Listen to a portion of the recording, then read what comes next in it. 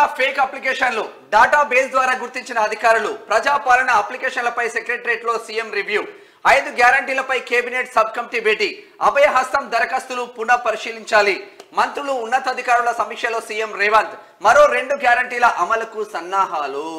అయితే 2 లక్షల ఫేక్ అప్లికేషన్లు వచ్చినాయంట 2 లక్షల పైన వచ్చినాయంట దానికి సంబంధించి అసలు యాక్చువల్ గా ఉట్టుటినే కావాలని చెప్పేసి కొంతమంది ఆధార్ కార్డ్ నెంబర్లు ఏది లేకుండా టైం పాస్ గా డబుల్ అప్లికేషన్స్ కూడా పెట్టారు ముఖ్యమంత్రి క్లియర్ గా చెప్పిండ్రు ఒకవేళ నిజంగా అర్హులు ఉంటే అర్హులకు ఎట్టి పరిస్థితుల్లో అన్యాయం జరగడానికి వీల్లేదు నిజంగా ఒకవేళ ఇట్లా ఫేక్ గాలు ఉంటే వాళ్ళని తీసి బండ కొట్టమని చెప్పేసిండు తర్వాత ఏంటంటే రకరకాలుగా ఆంక్షలు పెడతా ఉన్నారు కొత్తవి తీసుకొస్తున్నారు అట్లా తీసుకురాకండి ఎందుకంటే మ్యాక్సిమం ప్రజలకు మంచి జరిగే విధంగా చూడాలని చెప్పేసి ముఖ్యమంత్రి చెప్తా ఉన్నాడు